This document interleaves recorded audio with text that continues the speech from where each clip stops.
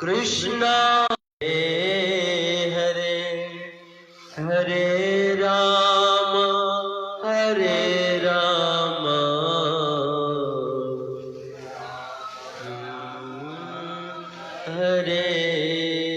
हरे। हरे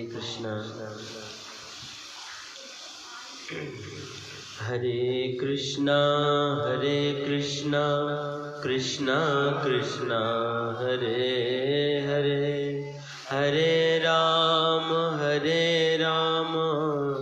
राम राम हरे हरे। तो आए हुए आप सभी सज्जनों का इस प्रत्येक रविवार को संध्या बेला में होने वाले इस सत्संग कार्यक्रम में बहुत बहुत स्वागत करते हैं।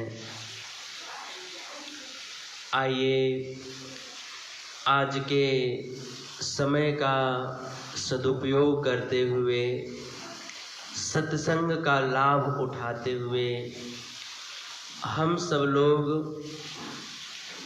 भगवान श्री राम और वाल्मीकि जी के संवाद को सुनेंगे।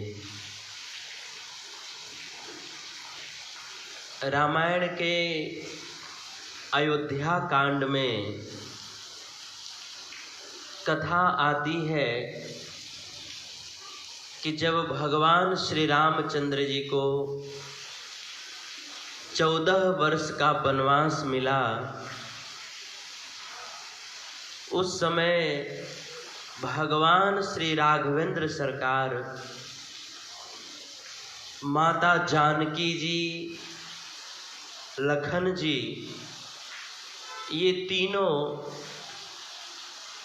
जंगल में चले गए और अनेक स्थानों में भ्रमण करते हुए चलते चलते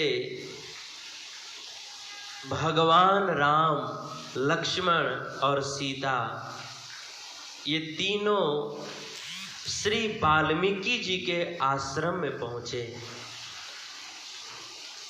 राम जी ने वाल्मीकि जी के चरणों में प्रणाम किया, सीता जी ने, लक्ष्मण जी ने, सब ने भगवान वाल्मीकि जी के चरणों में वंदन किया। वाल्मीकि जी बड़े प्रसन्न हुए, भगवान को बैठने के लिए बहुत सुंदर आसन प्रदान किया, फल फूल अर्पण किया। कई दिनों तक भगवान वहीं पर बड़े आनंद से रहे। एक दिन भगवान ने वाल्मीकि जी से कहा कि महाराज, अब मैं यहाँ से आगे जाना चाहता हूँ, अब मैं कहीं और वास करना चाहता हूँ, पर मैं जंगल में अपरिचित हूँ, मैं कहाँ जाऊँ, कहाँ वास करूँ, ये आप मुझको बताइए, मैं कहाँ पर रहूँ। मैं यानी राम और लक्ष्मण और सीता, हम तीनों कहाँ पर वास करें, आप ये बताने की कृपा करें। उस समय वाल्मीकि जी ने भगवान राम को रहने के लिए 14 स्थान बताए। 14 स्थान, उसी 14 स्थान को हम सब लोग यहाँ पे सुनेंगे। सबसे पहला स्थान वाल्मीकि जी ने बताया। रामायणकार लिखते हैं, सुनहु राम अब कहु निकेता, जहाँ बसवो सिय लखन समेता, जिनके श्रवण समुद्र समाना, जिनके श्रवण समुद्र समाना, कथा तुम्हारी सुभग सरिनाना। कथा तुम्हारी सुभग सरिनाना, भरहि निरंतर हो ही न पूरे, भरहि निरंतर हो ही न पूरे, तिनके हिय तुम कहो गृह रूरे, तिनके हिय तुम कहो गृह रूरे। वाल्मीकि जी भगवान राम के रहने के लिए सबसे पहला स्थान बता रहे हैं कि हे प्रभु, जैसे इस दुनिया में बहुत सारी नदियां हैं, गंगा है, जमुना है, सरस्वती है, अलकनंदा, कावेरी, मंदाकिनी, सरयू, गोदावरी, नर्मदा, कावेरी, बहुत सारी नदियां हैं। और ये सारी नदियां हमेशा बहती हुई दिखाई देती हैं, और बहते हुए कहाँ जाती हैं?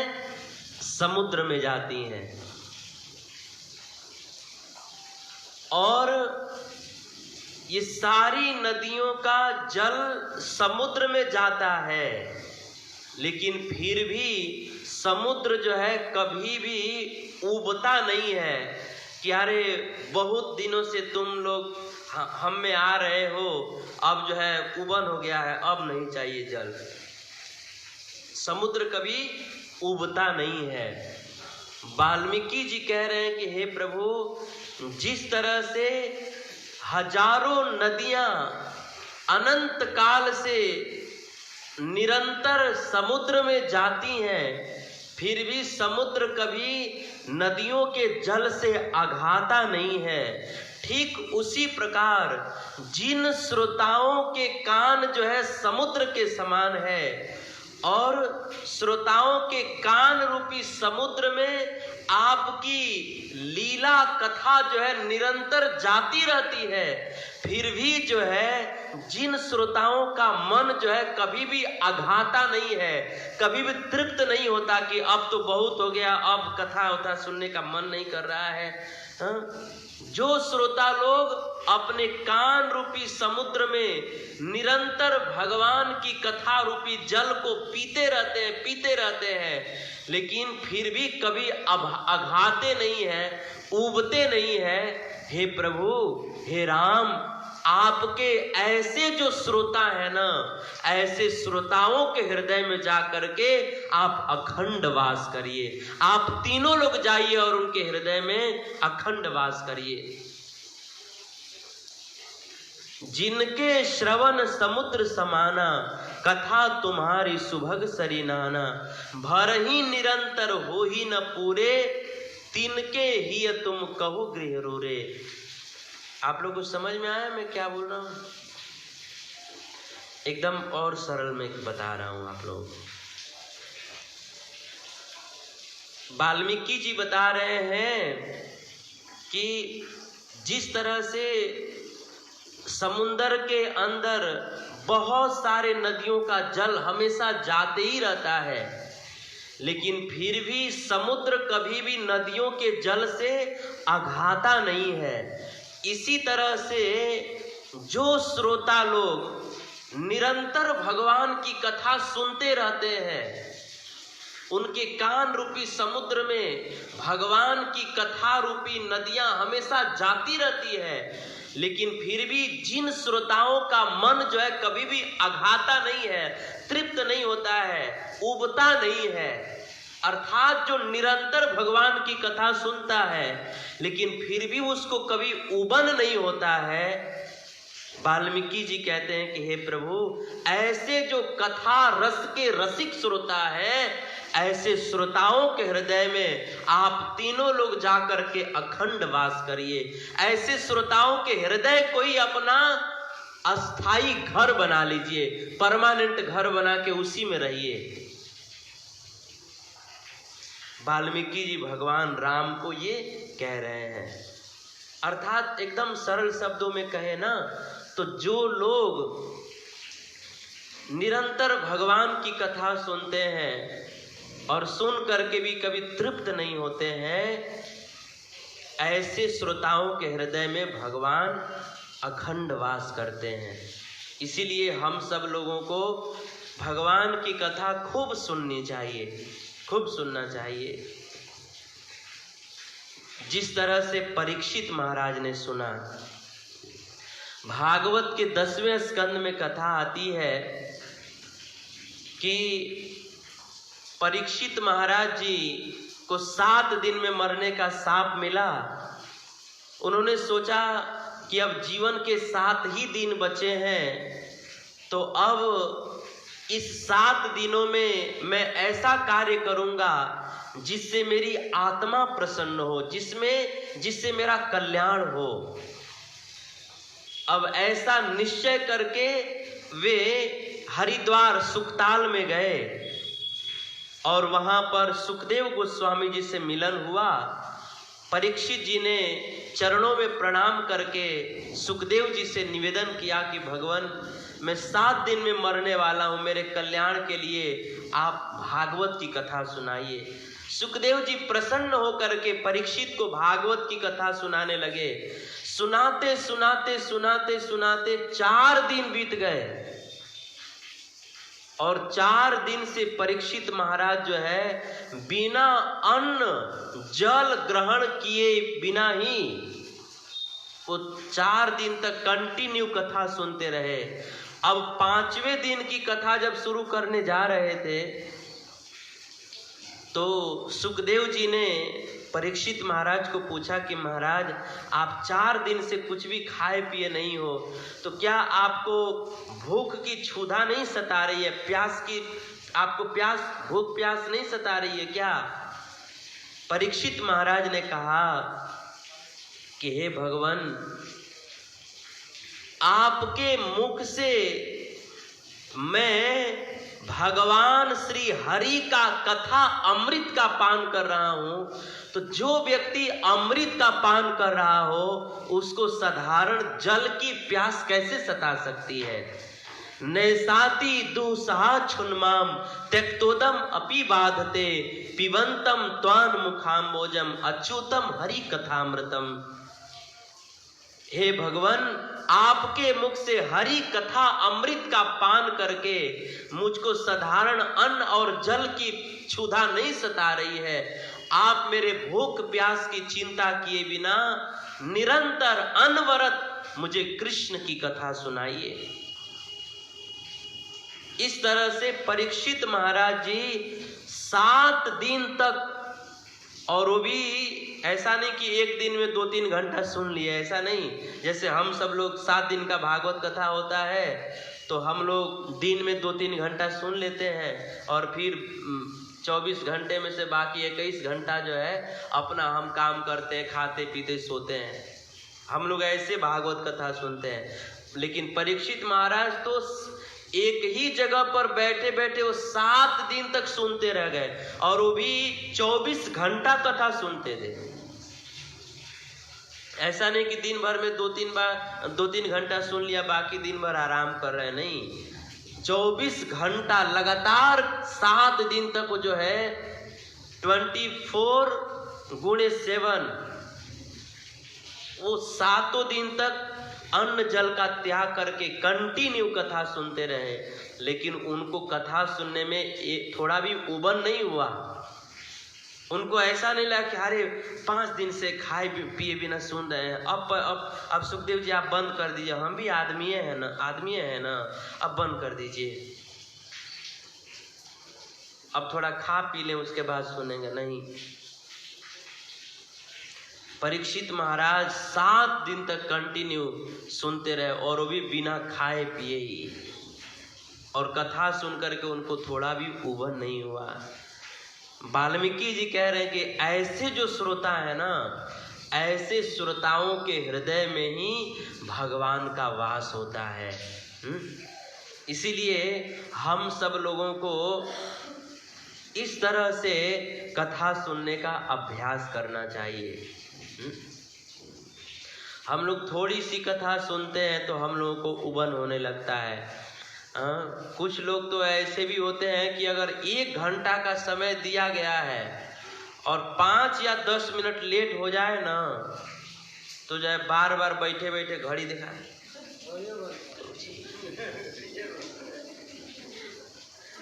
पीछे से बैठ के, मतलब 5-10 मिनट लेट हो जाता है तो लोगों को उबन होने लगती है। और दुकान में आदमी बैठता है, रोज 500 कमाता है और एक दिन अगर 2000 कमा ले तो उसको ये नहीं उबन होता है कि रोज 500 कमाते हैं, आज जो है काहे हम 200-400 रुपये ज़्यादा कमाएं, उसमें उबन नहीं होता है। लेकिन कथा में अगर थोड़ा सा भी ज़्यादा हो गया, टाइम से अगर 5-10 मिनट भी लेट हो गया तो उबन होने लगता है लोगों को। तो ऐसे नहीं, हाँ ये ठीक है कि वक्ता को एक टाइम दिया जाता है कि आपको 1 घंटा करना है, तो बहुत सारे लोगों को जॉब पे भी जाना होता है इत्यादि, तो वक्ता को अपने समय से कथा को विराम करना चाहिए। लेकिन अगर मान लीजिए प्रसंग बस थोड़ा 5-10 मिनट आगे पीछे भी हो जाए तो उबना नहीं चाहिए। वाल्मीकि जी कह रहे हैं कि ऐसे जो श्रोता हैं जो कथा सुनते हैं पर उबते नहीं हैं, ऐसे श्रोताओं के हृदय में हे प्रभु आप जाकर अखंड वास करिए। देखिए हम लोग कथा तो सुनते हैं लेकिन हम लोग ऐसी निष्ठा से कथा नहीं सुनते हैं। भागवत महात्म्य में कथा आती है कि एक आत्मदेव नाम के ब्राह्मण थे, उनकी पत्नी थी धुंधुकारी, धुंधुली। तो उनसे आत्मदेव ब्राह्मण के 2 बेटे थे, एक का नाम था गोकर्ण और दूसरे का नाम था धुंधुकारी। तो गोकर्ण जो है बड़े अच्छे स्वभाव के थे और उनका दूसरा भाई धुंधुकारी जो है बहुत दुष्ट प्रवृत्ति का था। एक दिन गोकर्ण जी काशी में विद्या अध्ययन के लिए चले गए और इधर जो है धुंधुकारी घर पर वेश्याओं को ला करके रखने लगा। माता पिता ने विरोध किया तो माँ को कुआं में ढकेल के मार दिया और इसके रोज रोज कुकर्म को देख करके आत्मदेव ब्राह्मण जो है वो जंगल में जा करके और भगवान का भजन करके वो भगवान के धाम में चले गए। अब एक दिन वेश्याओं ने मिल करके धुंधुकारी को मार डाला और जब गोकर्ण जी और मर करके वो प्रेत बन गया। अब उनके भाई गोकर्ण जी जब काशी से विद्या अध्ययन करके आए तो उनको पता चला कि हमारा भाई मर गया है, तो उसके उद्धार के लिए गया में जा करके 100 बार श्राद्ध किए, फिर भी उसका उद्धार नहीं हुआ। तो एक दिन गोकर्ण जी ने सूर्य नारायण भगवान से पूछा कि मेरा भाई मर के प्रेत बन गया, इसका उद्धार कैसे होगा? तो सूर्य नारायण भगवान ने कहा कि आप 7 दिन तक का 7 दिवसीय भागवत कथा उसको सुनाइए, उद्धार हो जाएगा। गोकर्ण जी ने 7 दिवसीय भागवत कथा का आयोजन किया, खूब सुंदर पंडाल बना, उसमें गांव के सारे लोग आए कथा सुनने और उसी में धुंधुकारी भी सुनने आता था। धुंधुकारी तो प्रेत बन गया था तो उसको एक 7 गांठ वाला बांस उसके लिए गाड़ दिया गया था।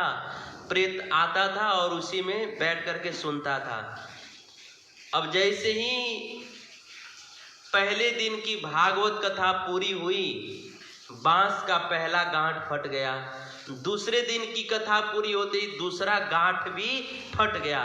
ऐसे करते करते 7वें दिन की कथा पूरी हुई तो बांस का 7वां गांठ भी फट गया और उसके फटते ही उसमें से जो धुंधुकारी प्रेत बन गया था, वो प्रेत योनि से मुक्त हो करके और भगवान के पार्षद का रूप धारण करके, शंख चक्र गदा पद्म धारण करके, भगवान जैसा दिव्य रूप धारण करके उस कथा पंडाल में प्रकट हो गया। और वो भागवत कथा की महिमा का गान करने लगा कि अहो देखो तो इस भागवत कथा की कितनी महिमा है कि इस कथा को सुनने से मेरे जैसे प्रेत का भी उद्धार हो गया।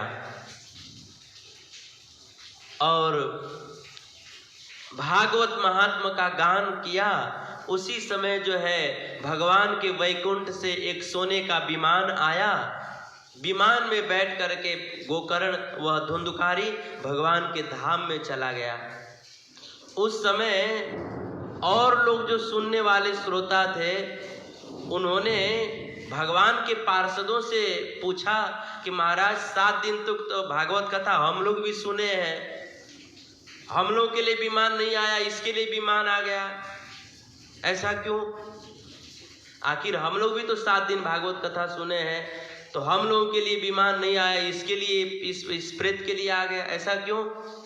भगवान के पार्षदों ने बताया कि देखो कथा इसने भी सुनी है, आप लोगों ने भी सुनी है, लेकिन इसने जो है बहुत ध्यान से सुना है। आप लोग कैसे सुनते थे? आप लोग कथा में बैठे होते थे तो आप लोग जो है यही सोचते थे कि ये प्रभु जी भी ना, देखिए ना इतना बारिश हो रहा है, इसमें भी कथा करते हैं, इनको थोड़ा समझे में नहीं आता है। कुछ लोग बैठ के ये सोच रहे थे। अब कुछ लोग कथा में बैठे थे लेकिन उनका मन कथा में था नहीं, उनका मन जो है अपने चप्पल में था कि कल ही नाव का चप्पल खरीद के लाए हैं, 500 रुपये का दिया है, लूट लिया है उसने, और चप्पलवा बाहर रख के आया है, कोई चुरा न ले जाए। तो कुछ लोग कथा में बैठे थे लेकिन उनका मन चप्पल में था, कथा में नहीं था। और कुछ लोग तो बस ऐसे ही आके बैठ गए थे, उनका मन नहीं था, लेकिन बगल वाला कह दिया था कि जो है आपको कथा में चलना है, तो उसका बात रखने के लिए आ गए थे। तो शरीर से तो कथा में आ गए थे लेकिन मन से तो घर पे थे, मन से सोच रहे थे हाँ 8 बज गए बा, अब सीरियल आओ तो टीविया में देखा ना, हैजा से हो जाए देखले रहनी है, और आज के सीरियल तो बहक जाई, हे भगवान। तो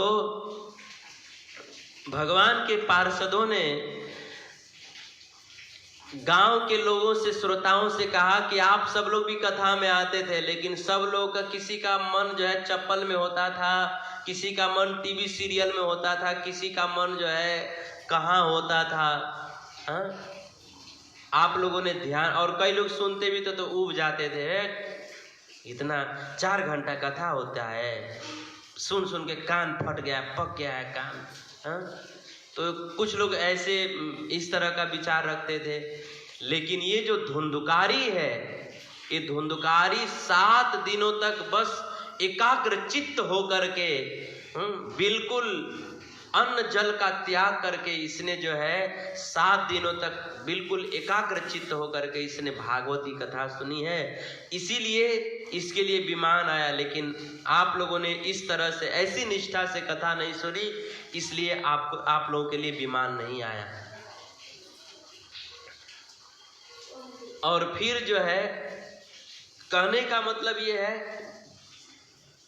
कि गोकर्ण जी भागवत की कथा कह रहे थे तो धुंधुकारी भी सुन रहा था, गांव के लोग भी सुन रहे थे, लेकिन धुंधुकारी सुन करके वह तृप्त नहीं हुआ, उसको उबन नहीं हुआ।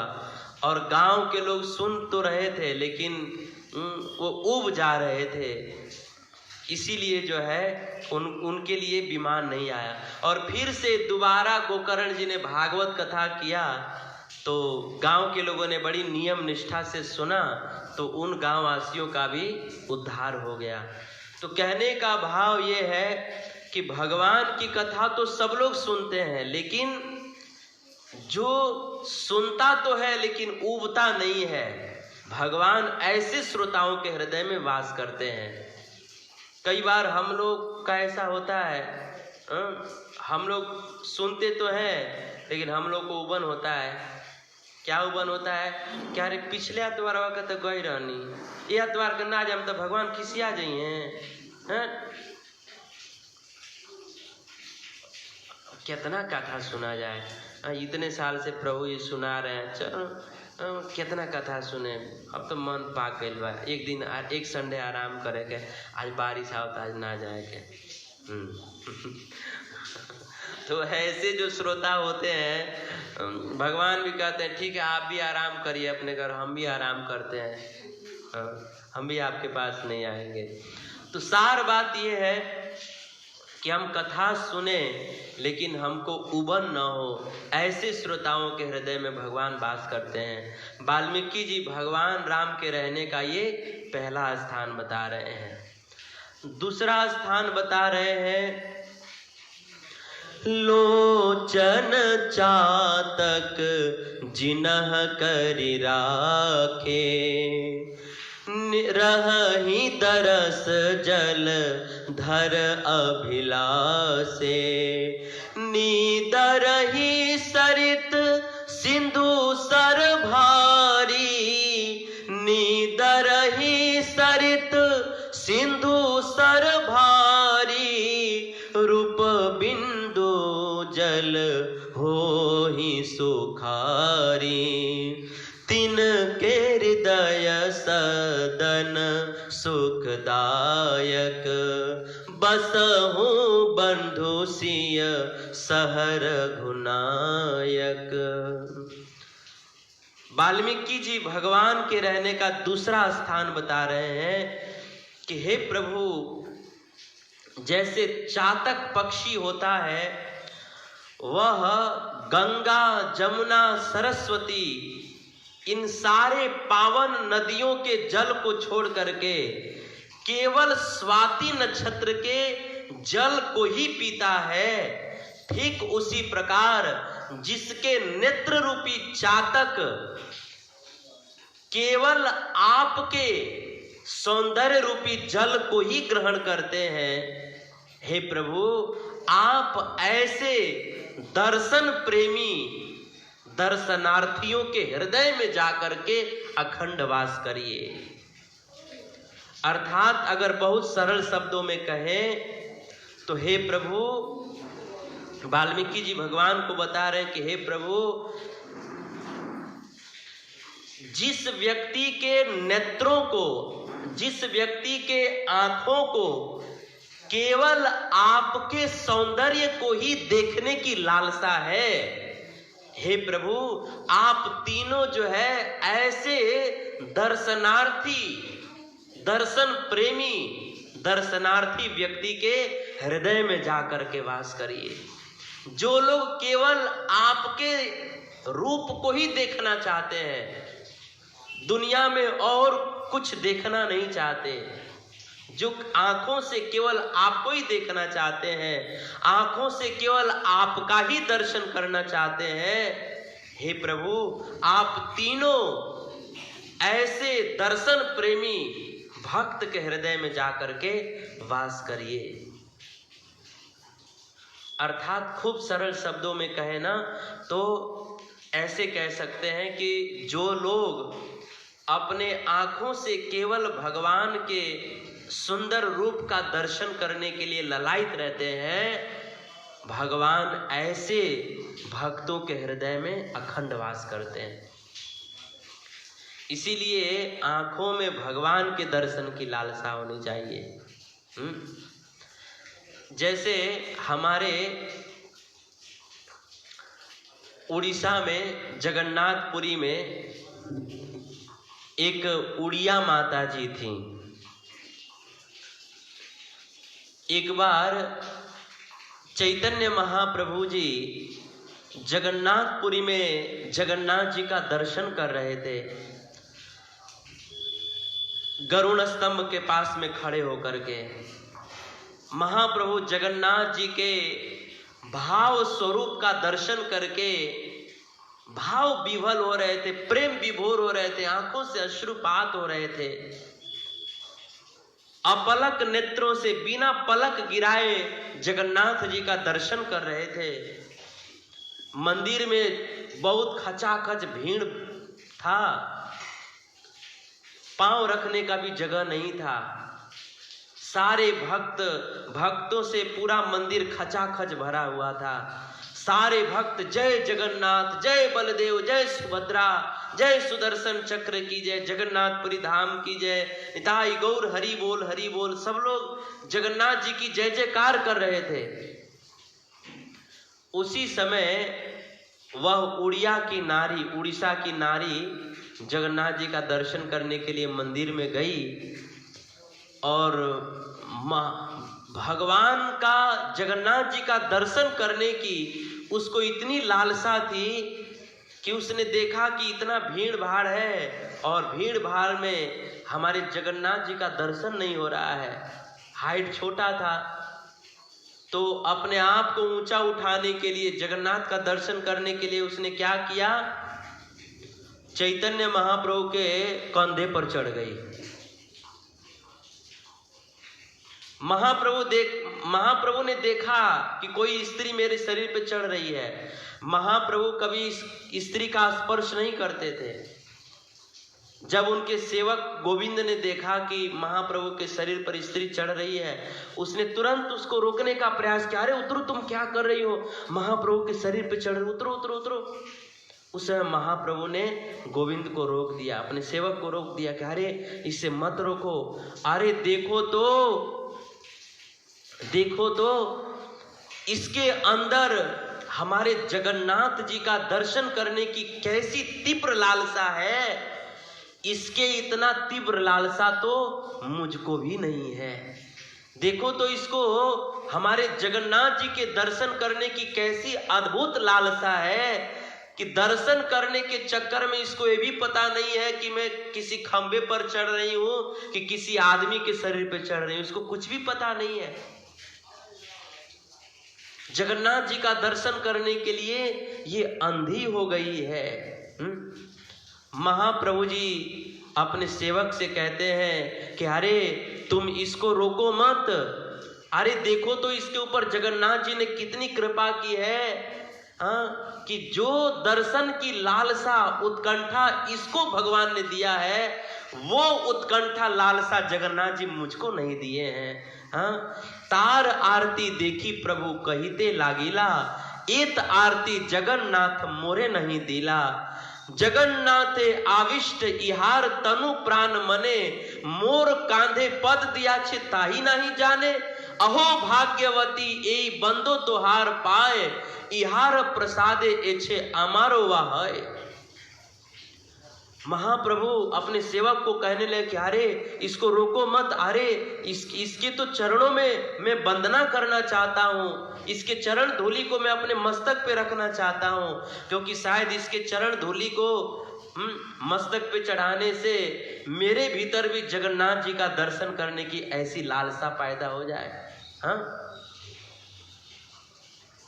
तो बहुत बड़ा प्रसंग है। सार बात ये है कि जिस तरह से उस उड़ीसा के नारी को भगवान जगन्नाथ जी के दर्शन की लालसा थी, वैसी ही लालसा हमारे आंखों में जब हो जाएगी ना, तो वाल्मीकि जी कहते हैं कि हे प्रभु, आप ऐसे दर्शन प्रेमी भक्तों के हृदय में जाकर के वास करिए।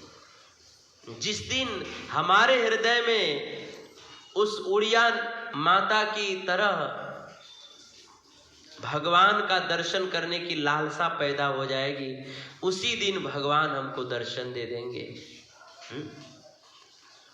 ऐसी लालसा होनी चाहिए। भागवत के 10वें स्कंद में कथा आती है कि जब भगवान कृष्ण असंख्य गोपियों के साथ शरद पूर्णिमा की रात्रि में रास रचा रहे थे, गोपियों को आनंद प्रदान कर रहे थे, जितनी गोपियां थी उतने स्वरूप धारण करके ठाकुर जी गोपियों के मध्य में नाच रहे थे। और नाचते नाचते किसी गोपी को प्यास लग गई तो ठाकुर जी उसको यमुना जी का जल पिलाने लगे। कोई गोपी नाचते नाचते थक गई तो ठाकुर जी उसका पांव दबाने लगे। किसी गोपी को नाचते नाचते पसीना आ गया तो ठाकुर जी अपने पीतांबर से उसको पंखा झलने लगे, उसके पसीने को पोंछने लगे, उसको पंखा झलने लगे। इस तरह से भगवान गोपियों के प्रेम के अधीन होकर रास लीला कर रहे थे और उसी समय गोपियों को अपने सौभाग्य का थोड़ा सा क्षणिक अभिमान आ गया। वो भी भगवान की प्रेरणा से आया और जैसे ही अभिमान आया भगवान गोपियों को छोड़कर तुरंत अंतर्धान हो गए। उनके अंतर्धान होते ही जैसे पानी के बिना मछली छटपटाने लगती है, वैसे ही भगवान के बिना सारी गोपियां छटपटाने लगी, तड़पने लगी। और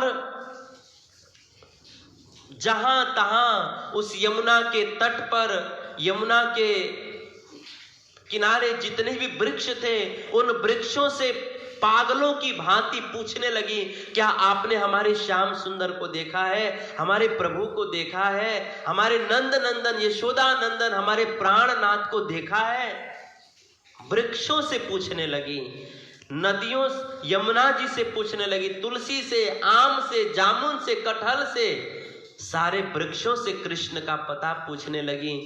और जब पता करने पर भी ठाकुर जी नहीं मिले, दर्शन नहीं हुआ, तो सारी गोपियां कृष्ण के विरह में गीत गाने लगी, जिसको गोपी गीत कहते हैं। तव कथामृतम ताप्त जीवनम कविभिरीडितम कल्मषापहम श्रवणमंगलम श्रीमदाततम भुवि गृह्णन्ति ते भूरिदा जना प्रणत देहिनां पापकर्षणं फणिफणार्पितं ते पदाम्बुजम् त्रिणाचरानुगं श्रीनिकेतनं क्रीडुकुचेषुना कृन्दिरीक्षयम्। गोपियां गोपी गीत गाने लगीं और कृष्ण को पुकारने लगीं, लेकिन गोपियों ने देखा कि इतना पुकारने पर भी ठाकुर जी नहीं आ रहे हैं। तब अंत में जो है सारी गोपियां कृष्ण के दर्शन की लालसा से पागल हो उठी और अंत में सारी गोपियां जो है रू रुदु सुस्वरम राजन कृष्ण दर्शन लालसा जोर जोर से रुदन करने लगी। गोपियां समझ गई कि अब जो है श्री ठाकुर जी ऐसे नहीं आएंगे, इसलिए सारी गोपियां अंत में जो है वो कृष्ण के नाम का उच्चारण करते हुए जोर जोर से रुदन करने लगी। इति गोप्यः प्रगायन्त्यः प्रलप्यन्तश्च चित्रधा रुरुदु सुस्वरम राजन कृष्ण दर्शन लालसा। कृष्ण का दर्शन करने की लालसा से सारी गोपियां कृष्ण नामों का उच्चारण करते हुए रुदन करने लगीं। और जब भगवान ने देखा कि सारी गोपियां जो है मेरा दर्शन करने के लिए रो रही हैं, तड़प रही हैं, छटपटा रही हैं, उस समय कृष्ण अपने आप को छिपा नहीं पाए और देखते देखते भगवान जो है उसी रात्रि में गोपियों के सामने जो है मुस्कुराते हुए पीला पीतांबर धारण करके भगवान श्री कृष्ण प्रकट हो गए। बोलिए श्री कृष्ण चंद्र भगवान की जय। भगवान का कैसा अद्भुत रूप था, ऐसा रूप था कि करोड़ों करोड़ों कामदेव भी भगवान के रूप का दर्शन कर ले तो मूर्छित हो जाए, ऐसा भगवान का सुंदर रूप था। पीतांबर धारण किए हुए थे और अद्भुत भगवान का स्वरूप था। तो कहने का भाव ये है कि जिस तरह से गोपियों के आंखों में कृष्ण के दर्शन की लालसा थी, कृष्ण दर्शन लालसा, इसी तरह से जिस व्यक्ति के आंखों में केवल भगवान के दर्शन की लालसा होती है, तो वाल्मीकि जी कह रहे हैं कि हे प्रभु, ऐसे जो दर्शन प्रेमी दर्शनार्थी लोग हैं ना, जो अपने आंखों से केवल आपके ही रूप को निहारना देखना चाहते हैं, हे नाथ आप राम लक्ष्मण और सीता तीनों जाकर के ऐसे भक्तों के हृदय में जाकर अखंड वास करिए।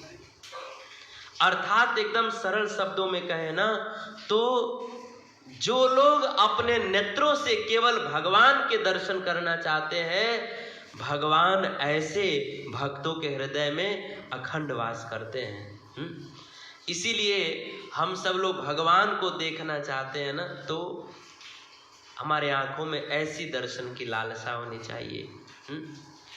मीराबाई कहती है ना, अखिया हरि दर्शन की प्यासी। ऐसी लालसा होनी चाहिए।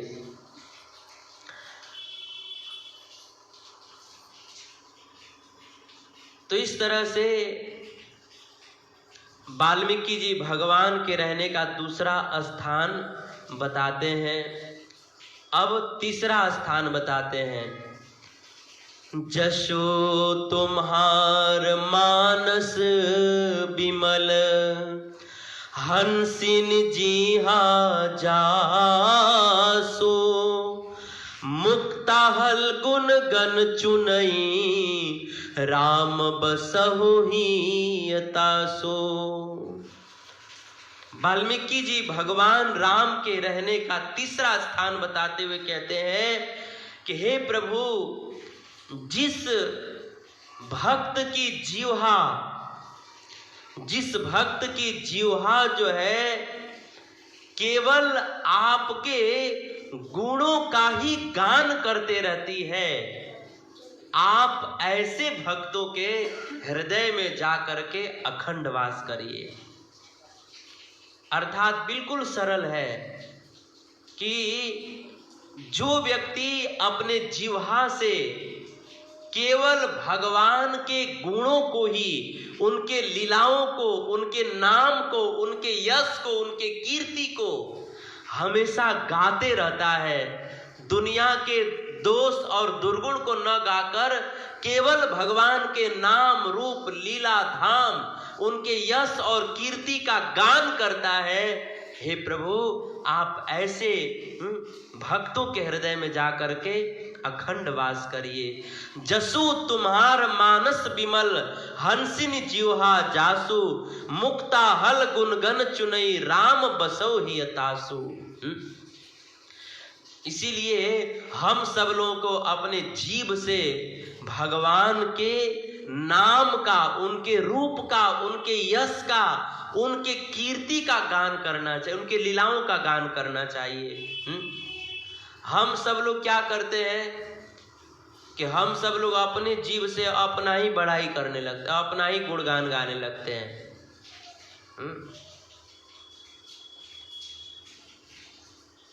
हम लोग को हनुमान जी से सीखना चाहिए।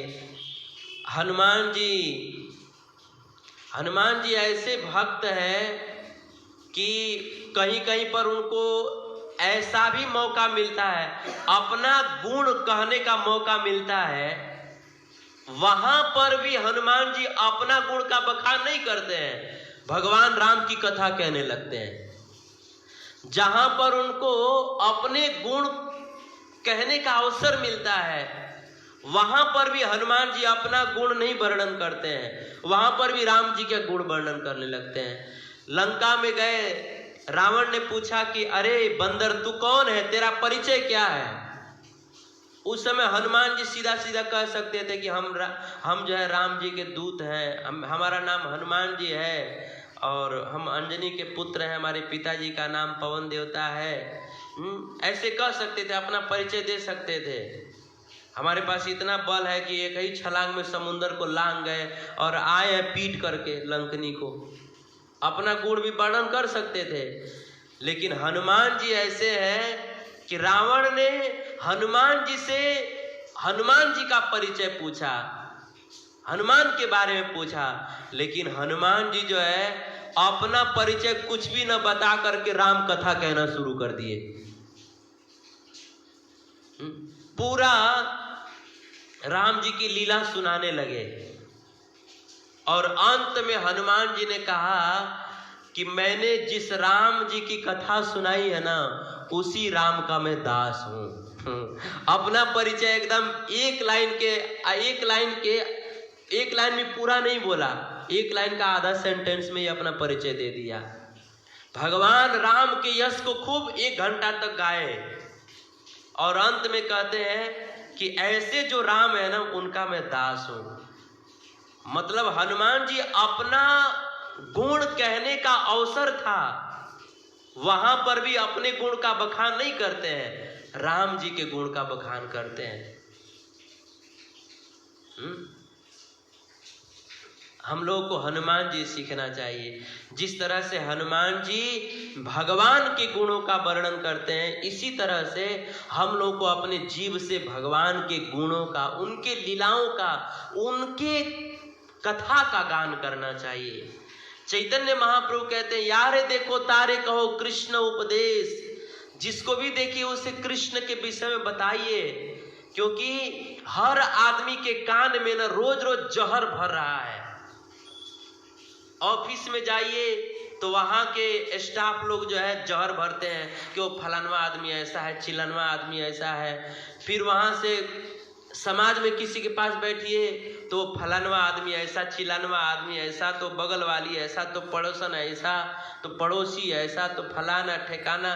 दिन रात आदमी के कान में जहर ही भरा जा रहा है और कान के माध्यम से अंदर जहर जा रहा है तो जहर ही बाहर भी जहर ही निकलता है। तो हम क्या करें, हम वो ऐसे कानों में कृष्ण की कथा भरें, कोई भी मिले उसे कृष्ण के विषय में बताए। ये चैतन्य महाप्रभु का आदेश है। तो वाल्मीकि जी कह रहे हैं कि हे प्रभु, हे नाथ, जो लोग अपने जीव से केवल आपके कथा का गान, आपके लीलाओं का, आपके यश का गान करते हैं, हे नाथ आप तीनों राम, लक्ष्मण और सीता ऐसे भक्तों के हृदय में जाकर अखंड वास करिए। अब चौथा स्थान बता रहे हैं, प्रभु प्रसाद सुचि सुभग सुभासा, सादर जासु लहई नित नासा, तुम ही निवेदित भोजन करही, प्रभु प्रसाद पट भूषण धरही, शीस नवहि सुर गुरु द्विज देखी, प्रीति सहित करी विनय विशेषी, करनित करही राम पद पूजा, राम भरोस हृदय नहीं दूजा, चरण राम तीरथ चली जाही, राम बसहु तिनके मन माही। वाल्मीकि जी भगवान के रहने का चौथा स्थान बता रहे हैं कि हे प्रभु, जो भक्त अपने नाक से केवल आपके चरणों में चढ़ाए हुए तुलसी का सुगंध ही लेते हैं, अथवा तो आपके चरणों में चढ़ाए हुए इत्र का ही सुगंध लेते हैं, इत्र प्रसादी का सुगंध लेते हैं, और जो लोग आपको अर्पित करके भोजन को प्रसाद के रूप में ग्रहण करते हैं, यहाँ तक कि वस्त्र भी जो पहनते हैं वो भी आपको अर्पण करके पहनते हैं। और जो लोग अपने मस्तक को गुरु ब्राह्मण के सामने झुकाते हैं, प्रेम सहित झुकाते हैं, और अपने हाथों से आपके चरण कमलों की पूजा करते हैं और हृदय में केवल आप पर भरोसा रखते हैं और अपने चरणों से चल करके आपके मंदिर में जाते हैं, आपके वृंदावन अयोध्या धाम में जाते हैं, हे प्रभु आप ऐसे भक्तों के हृदय में जाकर के निवास करिए। देखिए वाल्मीकि जी कितनी सुंदर बात बता रहे हैं कि जो लोग अपने नाक से भगवान के चरणों में चढ़ी हुई इत्र प्रसाद को ही सूंघते हैं, जो लोग जो कुछ भी खाते हैं उसको भगवान को अर्पण करके प्रसादी के रूप में ग्रहण करते हैं, जो लोग अपने वस्त्र को भी भगवान को अर्पण करके वस्त्र प्रसाद को ग्रहण करते हैं, वस्त्र को भी भगवान को अर्पण करते हैं, और जो लोग गुरु ब्राह्मण के चरणों में प्रणाम करते हैं और अपने हाथों से राम की पूजा करते हैं और अपने हृदय में वो सेवा सबकी करते हैं, लेकिन हृदय में भरोसा केवल आपका यानी राम जी पर भरोसा करते हैं और अपने चरणों से चल करके आपके मंदिर में जाते हैं, वृंदावन अयोध्या हरिद्वार धाम में जाते हैं, हे प्रभु आप तीनों ऐसे भक्तों के, ऐसे सज्जन लोगों के मन में जाकर के वास करिए।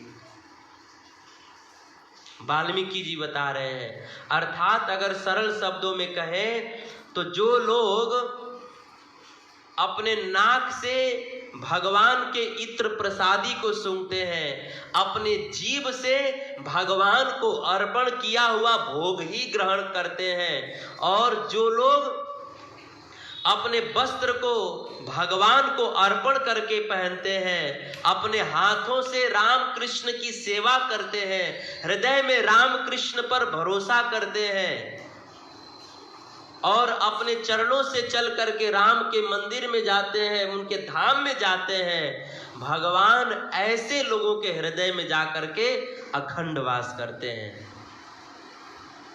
जो लोग ये सब कार्य करते हैं ऐसे लोगों का हृदय भगवान का रहने का स्थान है। वाल्मीकि जी भगवान राम को चौथा स्थान बता रहे हैं कि जो लोग ये सब कार्य करते हैं, हे प्रभु आप ऐसे भक्तों के मन में जाकर के वास करिए। अब पांचवा स्थान बता रहे हैं, मंत्र राजु नित जपहि तुम्हारा, पूजहि तुम्हि शरीर सहित परिवारा, तर्पण होम करहि विधि नाना, विप्र जिवाई देहि बहुदाना, तुमते अधिक गुरु ही जिय जानी, सकल भाय से वही सन्मानी, सब कर मांगई एक फल राम चरण रति हो, तिनके मन मंदिर बसहु सिय रघुनंदन दो। कितनी सुंदर बात। वाल्मीकि जी भगवान के रहने का पांचवा स्थान बता रहे हैं कि हे प्रभु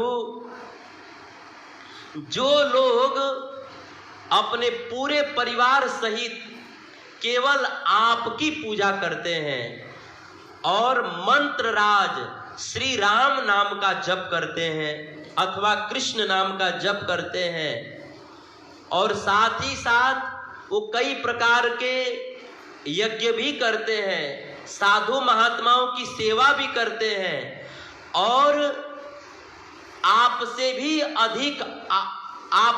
अधिक अपने गुरु को मानते हैं और छल कपट छोड़ करके अपने गुरु का सम्मान करते हैं और उनकी सेवा करते हैं।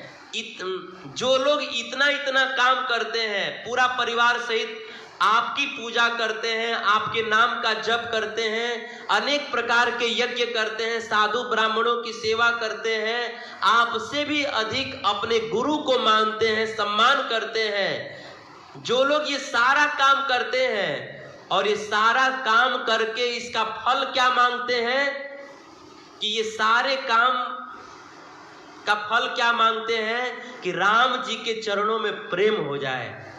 जो लोग ये सारा काम करते हैं और इसका फल क्या मांगते हैं कि हमको राम जी के चरणों में प्रेम हो जाए, सीता राम जी के चरणों में, राधा कृष्ण के चरणों में प्रेम हो जाए।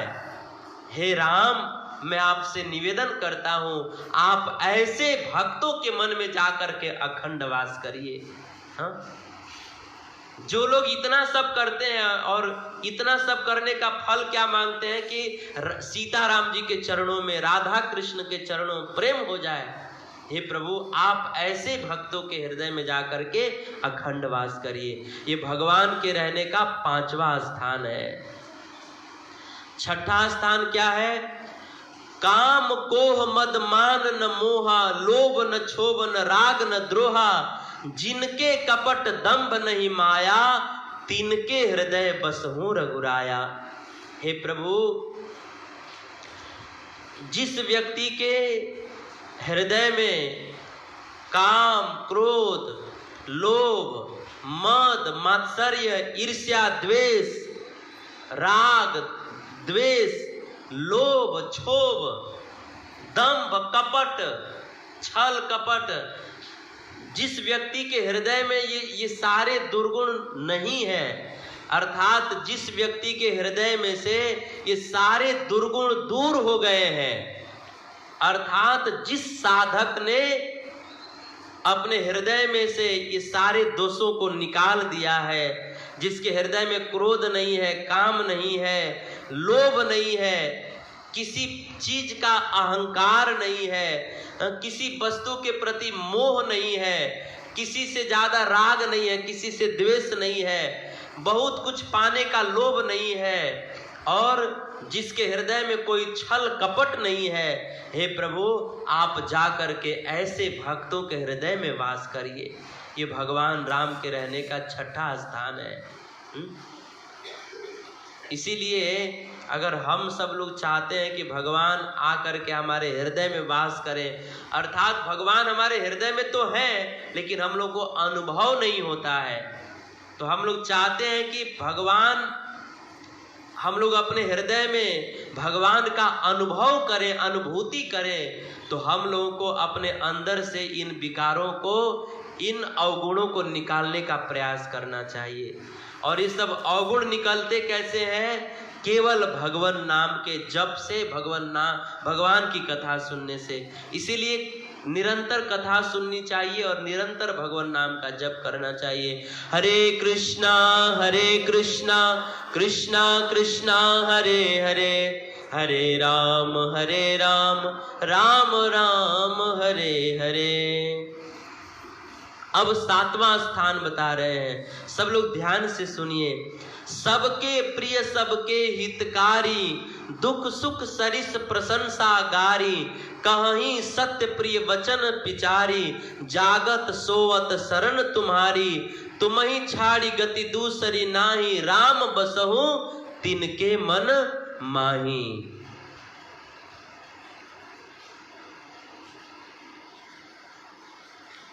वाल्मीकि जी कह रहे हैं कि हे प्रभु,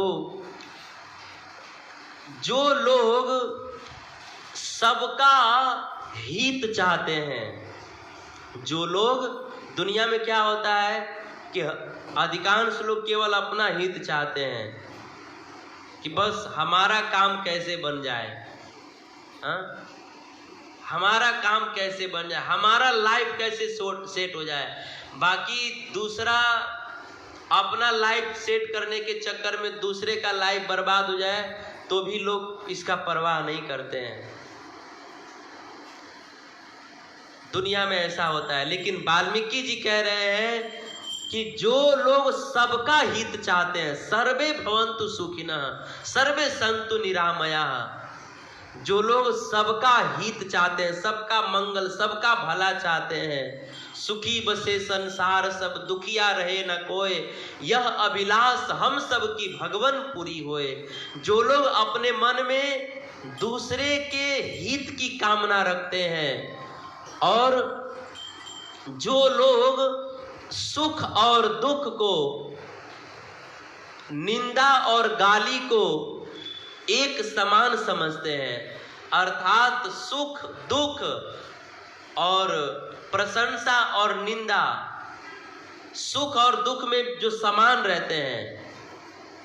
सब लोग ध्यान से सुनिए, वाल्मीकि जी भगवान के रहने का 7वां स्थान बता रहे हैं कि हे प्रभु, जो लोग अपने मन में सबके हित की भावना रखते हैं, जो लोग सबका हित चाहते हैं, और जो लोग दुख और सुख में दोनों में समान रहते हैं, जो प्रशंसा करने पर भी दुखी नहीं होते हैं, प्रशंसा करने पर जो सुखी नहीं होते हैं, और निंदा करने पर दुखी नहीं होते हैं, जो प्रशंसा और निंदा दोनों में समान रहते हैं, और जो जागते सोते केवल आपकी शरण में रहते हैं, और जिनको आपको छोड़ करके दूसरा कोई भी पसंद नहीं है, आपको छोड़ करके जिसको दूसरी कोई गति नहीं है, हे प्रभु आप जो है ऐसे भक्तों के मन में जा करके वास करिए। अर्थात एकदम सरल शब्दों में कहे ना तो जो लोग अपने मन में सबके मंगल की कामना करते हैं और सुख में दुख में मान अपमान में सब में जो है समान रहते हैं। आज क्या है तो सदियों पुरानी है कि आदमी का स्वभाव कैसा है कि हमारा कोई प्रशंसा कर दे तो हम लोग सुखी हो जाते हैं, प्रसन्न हो जाते हैं, और हमारा कोई थोड़ा निंदा कर दे तो हम दुखी हो जाते हैं। इसका मतलब क्या है कि हमारा खुश होना और दुखी होना ये दूसरे के हाथ में है। मतलब हमने अपने सुख और दुख का रिमोट कंट्रोल दूसरे के हाथ में दे दिया है कि दूसरा आदमी प्रशंसा करेगा तब हम खुश होंगे। मतलब हमारा सुखी होना हमारे हाथ में नहीं है, दूसरे के हाथ में है। वो प्रशंसा करेगा, बड़ाई करेगा तो हम सुखी होंगे। मतलब हमारा सुखी होने का रिमोट कंट्रोल हम दूसरे के हाथ में दिए हुए हैं। हाँ? और कोई आदमी कुछ निंदा कर दे तो हम दुखी हो जाते हैं। मतलब हमारा दुखी होने का भी रिमोट कंट्रोल दूसरे के हाथ में है। दूसरा निंदा करेगा तो दुखी हो जाएंगे और प्रशंसा करेगा तो सुखी हो जाएंगे। तो ऐसा नहीं होना चाहिए, ऐसा नहीं होना चाहिए। कोई हमारी प्रशंसा करे तो भी बहुत प्रसन्न नहीं होना चाहिए, क्योंकि जो प्रशंसा करते हैं वही कल निंदा भी करेंगे। सब लोग ऐसे नहीं होते हैं, लेकिन चांस बहुत रहता है। तो इसीलिए कोई प्रशंसा करे तो हमें फूलना नहीं चाहिए, बहुत प्रसन्न नहीं होना चाहिए, और कोई निंदा करे तो बहुत दुखी भी नहीं होना चाहिए। तो वाल्मीकि जी बता रहे हैं कि हे प्रभु, जो लोग अपने मन में सबके हित की भावना रखते हैं, जो सुख में दुख में मान अपमान सब में सम रहते हैं, समान रहते हैं, और जो सोते जागते केवल आपकी शरण में रहते हैं, और आपको छोड़ करके जिनको दूसरी कोई गति नहीं है, हे प्रभु आप ऐसे भक्तों के मन में जाकर अखंड वास करिए। ये भगवान राम के रहने का 7वां स्थान है। जिन लोगों के मन में केवल इतनी भी भावना आ जाए, भगवान ऐसे लोगों के भी मन में जाकर के वास करते हैं, इतनी भी भावना आ जाए तो। अब 8वां स्थान बताते हैं। 8वां स्थान क्या है? जननी सम जानहि पर नारी, धनु पराव बिसते बिस भारी। जे हर सही पर संपत्ति देखी, दुखित हो ही पर विपत्ति विशेषी। जिन्हीं राम तुम प्राण प्यारे, तिनके मन शुभ सदन तुम्हारे। हे भगवान, जो लोग पराई नारी को अपनी जन्म देने वाली माँ की दृष्टि से देखते हैं, जो लोग पराई नारी को, दूसरे की नारी को अपनी माँ की दृष्टि से देखते हैं कि इसी ने हमको जन्म दिया है, ये मेरी माँ है, मेरी जननी है। जो लोग पराई नारी को अपनी निज माता की दृष्टि से देखते हैं और दूसरे के धन को विष समझते हैं, दूसरे के धन को जहर समझते हैं, और जो लोग दूसरे के संपत्ति को देख करके प्रसन्न हो जाते हैं और दूसरे के दुख को देख करके बहुत दुखी हो जाते हैं, और हे प्रभु जिन लोगों को आप प्राण के समान प्रिय हो, हे नाथ आप ऐसे भक्तों के हृदय में जाकर अखंड वास करिए। अर्थात एकदम सरल शब्दों में कहे ना तो जो लोग पराई नारी को अपनी मां समझते हैं, दूसरे के धन को विष के समान समझ करके उसको हाथ नहीं लगाते हैं। आजकल कैसा लोगों का दुनिया है, तरह तरह के लोग हैं। हमारे परिचित हैं एक व्यक्ति, उनका कुछ ही दिनों पहले 40,000 का मोबाइल गुम हो गया। उनका जो है बहुत सारा उसमें डॉक्यूमेंट था, आखिर किसी को मिला होगा, लेकिन उसकी मति बिगड़ गई। उसने जो है ये भी नहीं सोचा कि अरे भाई जिसका मोबाइल गिरा है बेचारा कितना परेशान होगा, उसका कितना सारा इसमें नंबर है, कितना आजकल तो मोबाइल में ही सब कुछ है आदमी का। पहले मोबाइल गिरता था तो बैटरी निकल जाता था, आज मोबाइल गिरे तो आदमी का जो है फेफड़ा बाहर निकल जाता है, जान निकल जाता है। आई बाप, हमार गूगल पे, फोन पे, पेटीएम, क्रेडिट कार्ड सब यही में बा। हमारा सारा वीडियो सीडियो सब यही में बा, और सचमुच सब कुछ इसी में है। हमारे मोबाइल में सारा बहुत सारा किताब उसी में है हमारा। तो उस आदमी का 40,000 का मोबाइल गुम हो गया। अब किसी को तो मिला होगा, लेकिन उसके मन में एक बार ही विचार नहीं आया कि अरे दूसरे का सामान है, चलो फोन करके दे देते हैं। दिया नहीं, स्विच ऑफ करके रख लिया। हमारे एक परिचित हैं, हमारे नरेंद्र प्रभु, उनसे कोई आदमी मिलने गया था, वहीं पर मोबाइल छोड़ के चला गया, 50 किलोमीटर दूर चला गया। लेकिन नरेंद्र प्रभु ने क्या किया, उनको फ़ोन करके बुलाया। जैसे तैसे फ़ोन तो नहीं किया, जब वो आदमी 50 किलोमीटर चला गया, अपना जेब चेक किया तो देखा कि मोबाइल है नहीं, तो उसने तुरंत फ़ोन किया अपने नंबर पे। तो उन्होंने, नरेंद्र प्रभु ने फ़ोन उठाया और कहा कि आपका फ़ोन हमारे पास में है, आप आइए और लेकर जाइए। तो आदमी आए तो उनको मोबाइल भी दिए और एक भगवत गीता भी उनको दिया। क्योंकि वो भक्त है ना, भक्त समझते हैं कि किसी व्यक्ति का इतना इम्पोर्टेंट चीज़ है, इससे हमारा क्या लाभ हो जाएगा। लेकिन जिसका है उसको नहीं मिलेगा तो बहुत नुकसान हो जाएगा।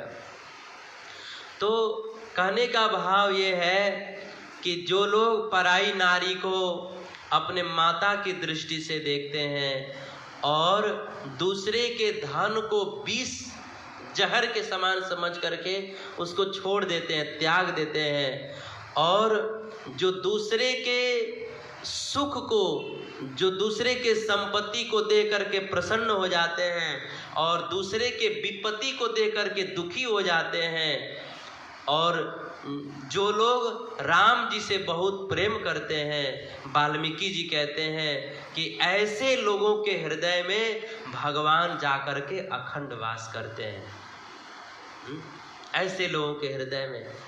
इसीलिए हम लोग चाहते हैं कि भगवान हमारे हृदय में वास करें, हमें भगवान का अनुभूति हो, तो हमें अपने अंदर इन सारे गुणों को लाना चाहिए।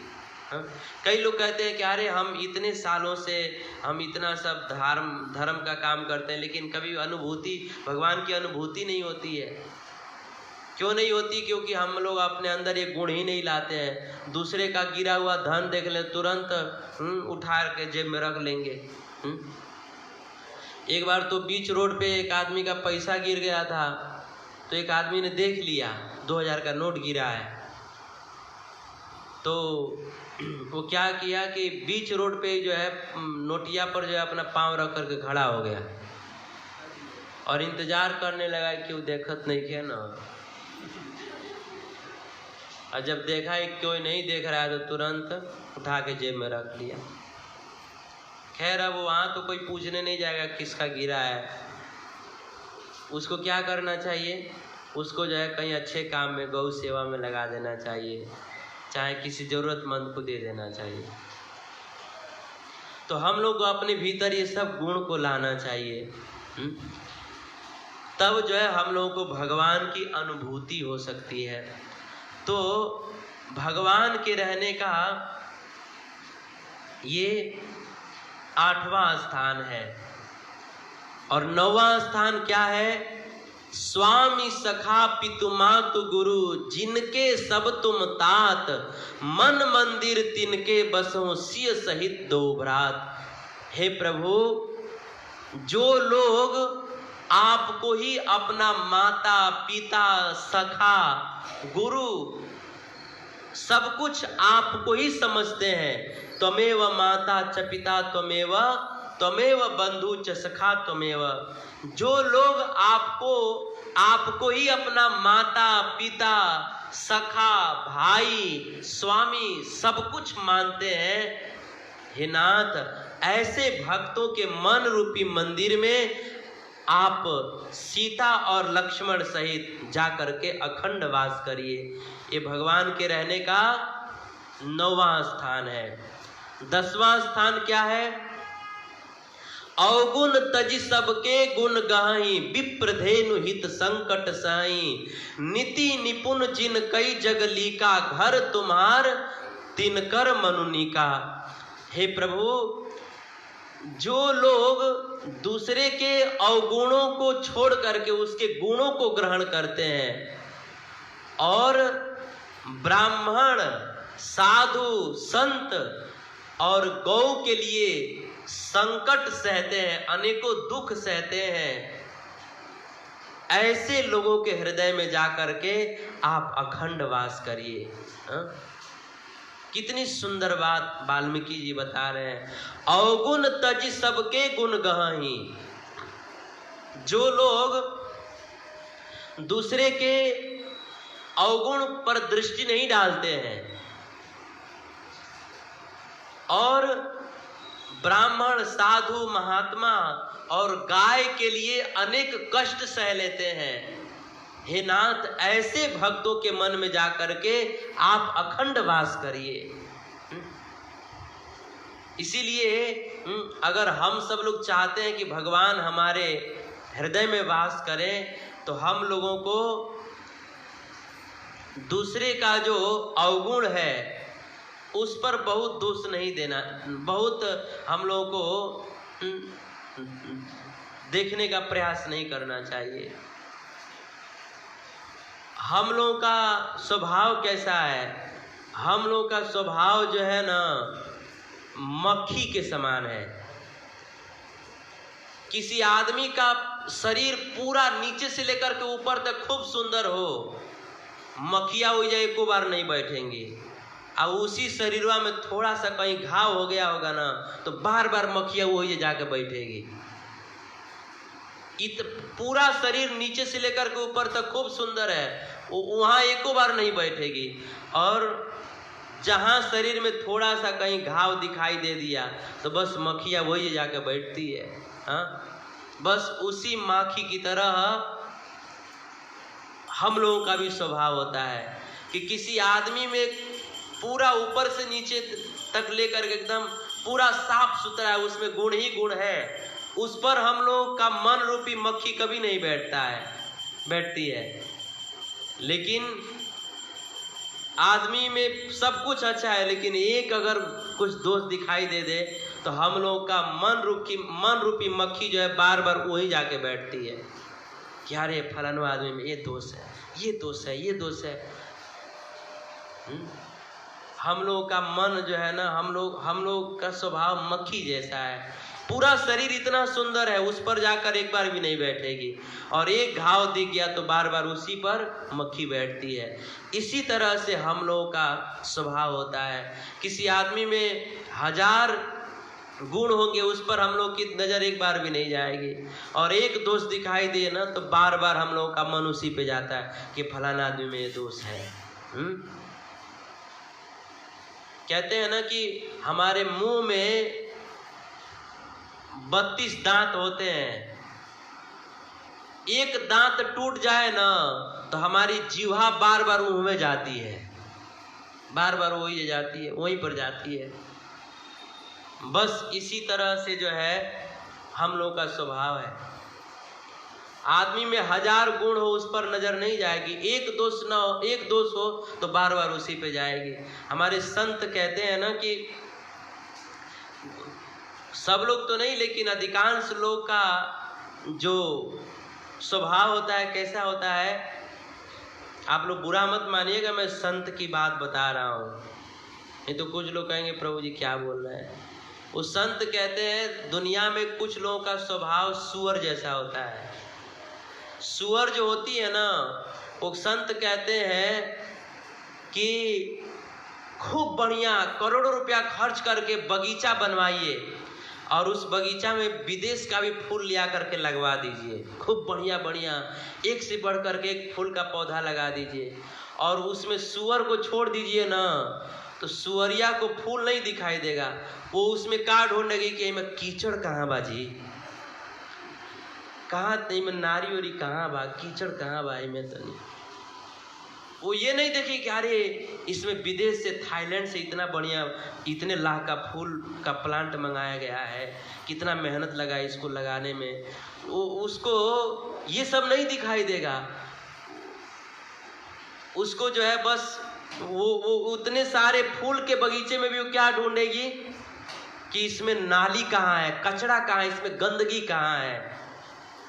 बस संसार के कुछ लोगों का स्वभाव ऐसा ही होता है कि जिस तरह से शुकर की दृष्टि फूल के बगीचे में भी गंदगी पर रहती है, वैसे ही दुनिया में कुछ लोगों की दृष्टि जो है वो दोष पर ही रहती है। लेकिन वाल्मीकि जी बता रहे हैं कि जो लोग दूसरे के दोष पर दृष्टि नहीं रखते हुए दूसरे के गुण को देखते हैं, और ब्राह्मण, साधु, महात्मा और गाय के लिए अनेकों संकट सह जाते हैं, अनेकों दुख को सह लेते हैं, ऐसे जो लोग हैं उनके मन में भगवान राम, लक्ष्मण और सीता जी का या राधा कृष्ण का वास होता है। इसलिए हम सब लोग चाहते हैं कि भगवान हमारे मन रूपी मंदिर में वास करें, तो हम लोगों को दूसरे के अवगुण को छोड़ करके गुण पर दृष्टि रखनी चाहिए, गुण पर। अब राम जी के रहने का 11वां स्थान बता रहे हैं। गुण तुम्हार समुझई निज दोषा, जेहि सब भांति तुम्हार भरोसा, राम भगत प्रिय लागहि जेहि, तेहि उर बसहु सहित बैदेहि। वाल्मीकि जी भगवान के रहने का 11वां स्थान बता रहे हैं कि हे प्रभु, जो लोग अपने जीवन के गुणों को आपका गुण समझते हैं, जो लोग अपने जीवन में जो भी गुण है उस गुण को आपका गुण समझते हैं कि ये मेरा गुण नहीं है, ये तो प्रभु का गुण है, मेरे अंदर जो भी विशेषता है, गुण है, ये वास्तव में मेरे किसी प्रयास का फल नहीं है, ये तो प्रभु की कृपा का फल है। मेरे अंदर जो भी गुण है ये गुण मेरा नहीं, ये प्रभु का दिया हुआ, मैं तो बस केवल उसका रखवाली हूं। मेरे अंदर जो भी गुण है ये सब प्रभु का दिया हुआ है, और मेरे अंदर जो अवगुण है वो सब मेरा है। गुण प्रभु का है, और मेरे अंदर जो भी गुण है वो सब प्रभु का है, और अवगुण किसका है? वो मेरा है।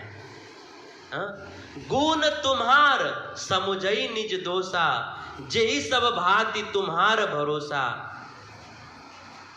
जिस व्यक्ति को हर तरह से केवल आप पर ही भरोसा है, और जिस व्यक्ति को राम जी का या कृष्ण जी का भक्त बहुत प्रिय लगता है, जिस व्यक्ति को राम कृष्ण के भक्त बहुत प्यारे लगते हैं, हे राम आप जो है सीता और लक्ष्मण के सहित ऐसे भक्तों के हृदय में जाकर वास करिए।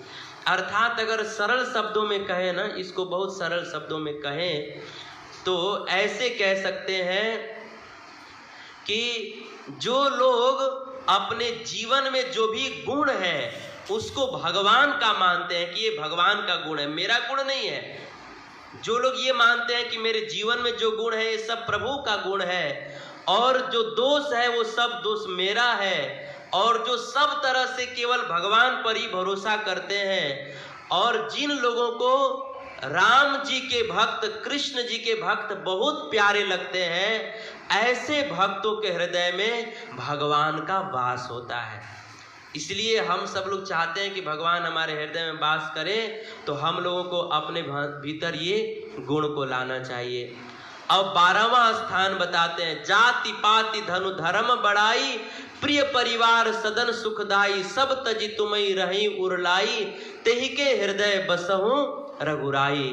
हे प्रभु, जो लोग जाति पाति धन धर्म बढ़ाई सब कुछ छोड़ करके जो केवल अपने हृदय में आपको ही धारण किए रहते हैं, हे प्रभु आप जो है ना उनके हृदय में वास करिए।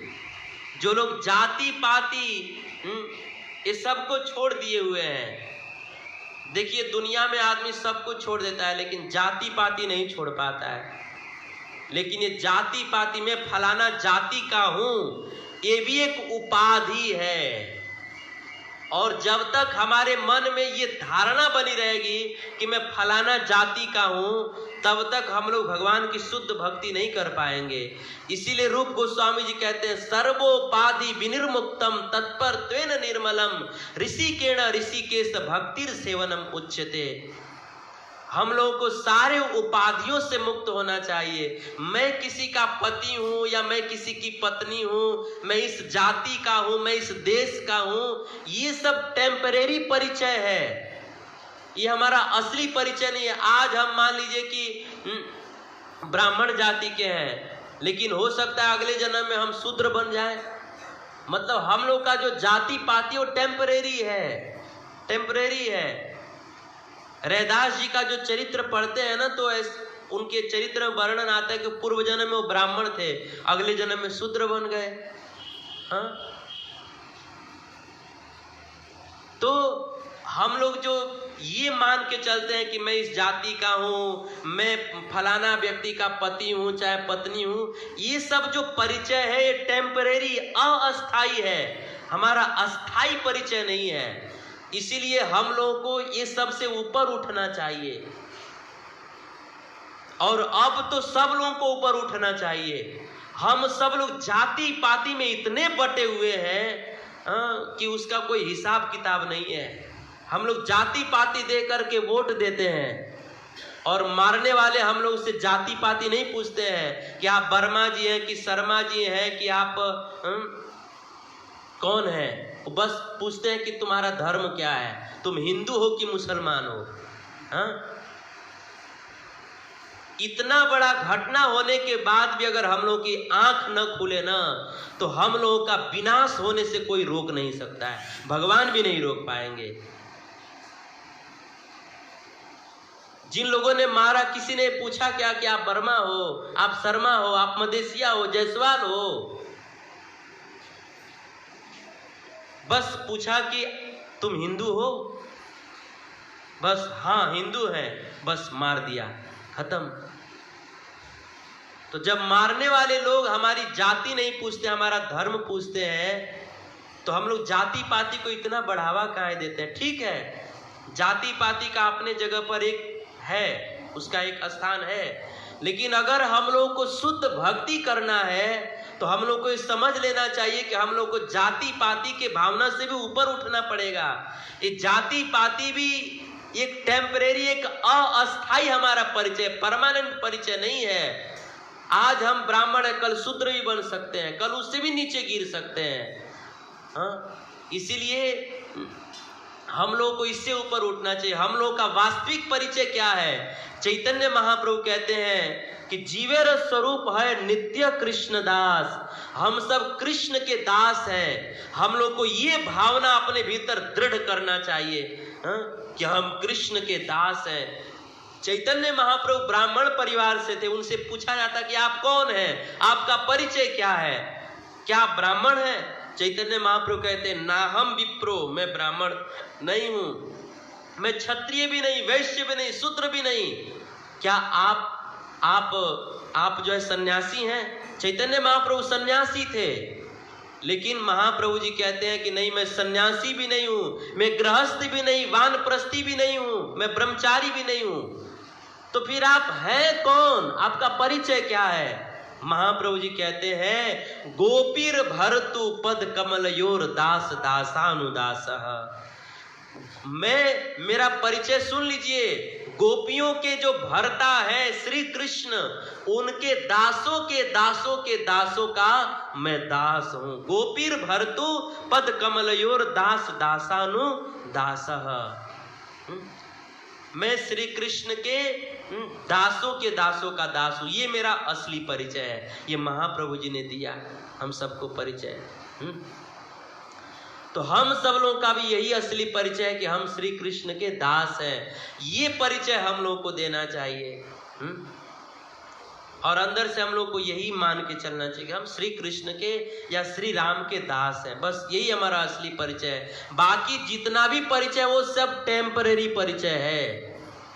और जब तक उस परिचय से हम लोग अवगत रहेंगे तब तक हम लोग शुद्ध भक्ति के स्तर तक नहीं पहुंच पाएंगे। इसीलिए रूप गोस्वामी जी कहते हैं सर्वोपाधि विनिर्मुक्तम, सभी उपाधियों से मुक्त होना है। तो इस तरह से वाल्मीकि जी भगवान के रहने का 12वां स्थान बता रहे हैं कि जो लोग जाति पाति से ऊपर उठ गए हैं, इन सबको छोड़ करके केवल आपकी शरण ग्रहण कर लिए हैं, हे प्रभु आप ऐसे भक्तों के हृदय में जा करके वास करिए। फिर 13वां स्थान बताते हैं, फिर 14वां स्थान भी बताते हैं। इस तरह से वाल्मीकि जी भगवान राम के रहने का 14 स्थान बताते हैं। 14 स्थान बताते हैं। तो वो 14वां स्थान मैंने आप सब लोगों को संक्षिप्त में बता दिया। तो सार बात ये है कि हम सब लोग अपने जीवन में अगर चाहते हैं कि भगवान का आगमन हो, हृदय में भगवान की अनुभूति हो, तो वाल्मीकि जी ने राम जी के रहने के लिए जो 14 स्थान बताए हैं, उन सारे गुणों को हम सब लोगों को अपने जीवन में धारण करना चाहिए। तो भगवान हम लोगों के भी हृदय में वास करेंगे। भगवान तो हृदय में है ही पहले से। वास करने का मतलब यह है कि अनुभव होने लगेंगे, भगवान की अनुभूति होने लगेगी कि नहीं भगवान हमारे अंदर है। अभी हम लोग को अनुभूति नहीं होती है। नहीं तो अगर ऐसा अनुभूति होती कि भगवान हमारे अंदर है तो हम लोग इसमें हर हफ्ता मांस का लोथड़ा नहीं डालते इसमें, क्योंकि हम लोग सोचते कि अरे इसमें हमारे ठाकुर जी बैठे, इसमें हम किसी जीव का मांस का टुकड़ा कैसे डालें। लेकिन हम लोग को विश्वास नहीं कि प्रभु हमारे अंदर है, इसीलिए तो खूब ठूस ठूस करके डालते हैं। लाओ बुधवार को बकरे का लाओ और रविवार को जो है मछली लाओ, ये लाओ वो लाओ, हाँ अंडा लाओ। हम लोग को विश्वास नहीं कि ठाकुर जी अंदर है, हम डालेंगे तो प्रभु को अच्छा नहीं लगेगा। हम लोग को विश्वास नहीं है। तो जब हम वाल्मीकि जी के बताए गुणों को अपने जीवन में धारण करेंगे ना, तो भगवान की अनुभूति होने लगेगी कि नहीं, हम इसमें सब चीज़ नहीं डालेंगे, ठाकुर जी अंदर हमारे विराजमान है, उनको कष्ट होगा, उनको दुर्गंध आएगी। तो इस तरह से वाल्मीकि जी भगवान के रहने के 14 स्थान बता रहे हैं, उसी को हमने संक्षिप्त में बताया।